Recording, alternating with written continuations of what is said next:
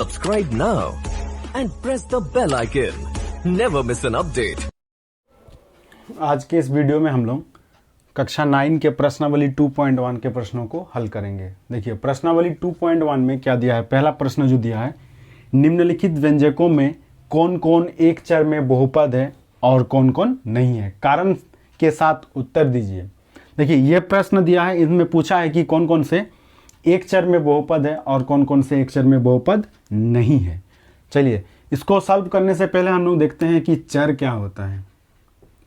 चर क्या होता है, जैसे बीजीय व्यंजक रहेगा x प्लस 2, इसमें ये जो x है इसे कहा जाएगा चर और ये जो 2 है इसको कहते हैं हम लोग अचर। x प्लस 2 तो x हो गया चर और ये 2 क्या हो गया, अचर। अब देखिए एक चर, जैसे यहाँ पे ये व्यंजक में कितने चर है, एक चर है। एक चर क्या है, x ही है खाली। अब देखिए x square plus 2x plus 5, इसमें कितने चर है, एक चर, ये भी क्या है, x है। 2x प्लस 3y, इसमें देखिए चर की संख्या कितनी है, 2 है। ये एक चर है x और दूसरा चर क्या है, y, तो इसमें चर की संख्या कितनी है, 2 है।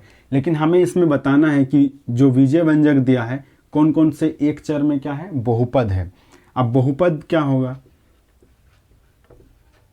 बहुपद क्या होगा, देखिए जो बीजीय व्यंजक जैसे x square plus 2x plus 5, जिस बीजीय व्यंजक का घात जो है एक पूर्ण संख्या होगी, यानी चर का घात क्या होना चाहिए, एक पूर्ण संख्या होना चाहिए। यहाँ पर देखिए चर का घात कितनी है, 2, यहाँ पे चर का घात 1, तो ये एक क्या है, पूर्ण संख्या है। अगर चर का घात पूर्ण संख्या होंगे तो वे क्या होंगे, बहुपद कहलाएंगे।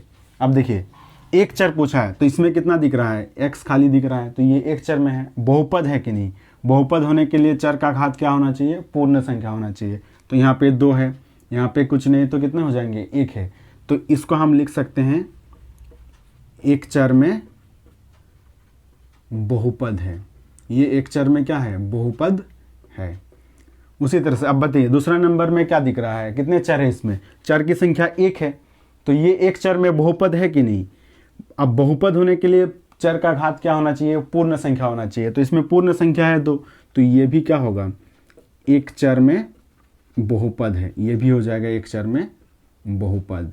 अब देखिए तीसरा नंबर में देखिए 3√t प्लस t√2, इसमें चर की संख्या कितनी है, 1 है, t दिख रहा है और दूसरा कुछ नहीं है, तो इसमें चर की संख्या कितनी है, 1, एक चर में तो है।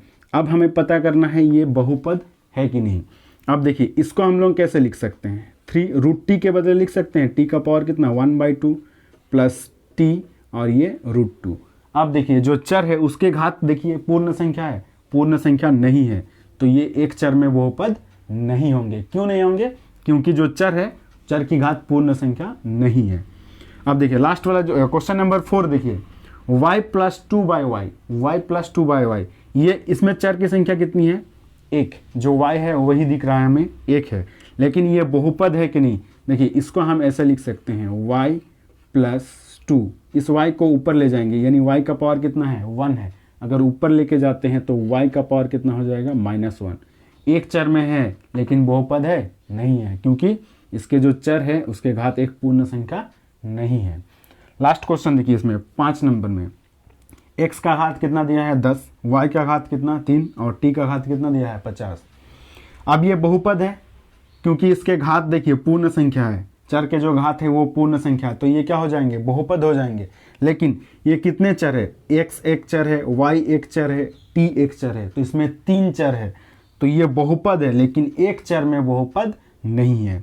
तो एक चर में बहुपद हम लोग का कौन कौन सा क्वेश्चन आया, 1 नंबर आया एक चर में बहुपद, 2 नंबर भी एक चर में बहुपद है, 3 नहीं है, 4 नहीं है और 5 भी एक चर में बहुपद नहीं है। चलिए दूसरा नंबर क्वेश्चन देखिए, निम्नलिखित में से प्रत्येक में एक्स स्क्वायर का गुणांक लिखिए। इसमें कहा गया है कि एक्स स्क्वायर का गुणांक लिखिए, यानी इसमें हमें देखना है क्वेश्चन नंबर 1, एक्स स्क्वायर हमें दिख रहा है यहाँ पे है प्लस एक्स स्क्वायर। अब बताइए इसके आगे क्या गुना है, एक्स स्क्वायर के आगे क्या है, प्लस तो है, उसके साथ कुछ नहीं है, संख्या कुछ नहीं है, तो क्या लिख सकते हैं हम लोग, 1, यानी एक्स स्क्वायर का गुणांक क्या हो जाएगा 1। इसमें देखिए, इसमें क्या होगा, माइनस है, माइनस एक्स स्क्वायर के आगे कुछ नहीं होगा तो कितना होगा 1। तो इसमें एक्स स्क्वायर का गुणांक कितना हो जाएगा -1। इसमें कितना आया 1। अब इसमें देखिए एक्स स्क्वायर का गुणांक कितना होगा, एक्स स्क्वायर के आगे क्या दिख रहा है हमें π/2, तो ये होगा π/2। एक्स स्क्वायर का गुणांक कितना हो गया π/2। यहाँ पे देखिए एक्स स्क्वायर कहीं है नहीं है, तो एक्स स्क्वायर नहीं है तो एक्स स्क्वायर का गुणांक क्या होगा 0 होगा। तो एक्स स्क्वायर का गुणांक क्या है 0 है। चलिए क्वेश्चन नंबर 3 देखते हैं। 35 घात के द्विपद का और 100 घात के एक पदी का एक एक उदाहरण दीजिए। इसमें कहा गया है 35 घात के हमें द्विपद का एक उदाहरण लिखना है और 100 घात के क्या एक पदी का एक उदाहरण लिखना है। देखिए सबसे पहले हम लोग देखेंगे एक पद क्या होता है, द्विपद क्या होता है और त्रिपद क्या होता है। देखिए जैसे ये x कितने पद में है, एक पद, 2yz ये कितने पद है, एक पद, x² y यहाँ पर भी कितने पद है, एक पद। द्विपद में कैसे लिख सकते हैं हम लोग, x + y ये कितने पद है, दो पद, 2x² + 3 ये कितने पद है, दो पद। यानी जो पद होंगे वो प्लस या माइनस में क्या होते हैं, अलग होते हैं। तो ये एक पद दिख रहा है हमें, ये एक, तो ये कितना पद है, द्विपद। त्रिपद का कुछ भी उदाहरण देखिए, x² + 2x + 3 यहाँ पे कितने पद दिख रहा है, तीन पद। तो इस क्वेश्चन में हमें लिखना है 35 घात होना चाहिए और वो क्या होना चाहिए, द्विपद। तो द्विपद में देखिए हम लिख सकते हैं x + 5 ये भी द्विपद है, 2y + 9 ये भी द्विपद है, लेकिन घात कितनी होनी चाहिए 35। तो यहाँ पे जो चर होंगे उसके घात कितना लगाएंगे 35। ये द्विपद के उदाहरण होंगे और कितने पद के, द्विपद के उदाहरण हो गए और इसके घात कितने हैं 35। अब देखिए उसके बाद बोला है 100 घात के एक पदी, यानी एक पद में लिखना है, ये भी एक पद है, 2x ये भी एक पद होंगे, y ये भी एक पद होंगे, लेकिन इसमें घात कितना होना चाहिए 100। तो यहाँ पे घात कितना लगाएंगे हम लोग 100। तो ऐसे बहुत सारे उदाहरण हम लोग देख सकते हैं 35 के घात के द्विपद का और 100 के घात के एक पद का। क्वेश्चन नंबर 4, निम्नलिखित बहुपद में से प्रत्येक बहुपद की घात लिखिए। जो बहुपद हमें दिया है इसमें से हमें इसके क्या लिखने हैं, घात लिखने हैं। तो देखिए इस बहुपद में जो चर होंगे उसमें जो अधिकतम घात होगा वही क्या होगा, इस बहुपद का घात होगा। तो देखिए अधिकतम घात हमें कितना दिख रहा है, चर का अधिकतम घात 3, यहाँ पे 2, यहाँ पे कितना है 1, तो सबसे अधिक कितना है 3, तो यही हो जाएगा इस बहुपद का घात। इसमें बताइए इसमें कितना होगा बहुपद की घात, बहुपद की घात कितना होगा 2 होगा, क्योंकि अधिकतम घात कितना है चर में 2 है। इसमें देखिए t 5t - √7 यानी t में अधिकतम घात कितनी है 1 है, तो इस बहुपद का घात कितना हो जाएगा 1। अब देखिए इसके ये जो 3 दिया है इसमें अधिकतम घात पूछा है कितना है, तो 3 जो है 3 को हम लोग लिख सकते हैं 3x⁻0 लिख सकते हैं, यानी 3 × 1 होगा, किसी भी पावर 0 करते हैं तो 1 आता है, तो 3 को हम लोग लिख सकते हैं 3x का पावर कितना 0, तो अधिकतम घात कितना होगा 0। तो इसमें बहुपद का अधिकतम घात कितना हो जाएगा 0।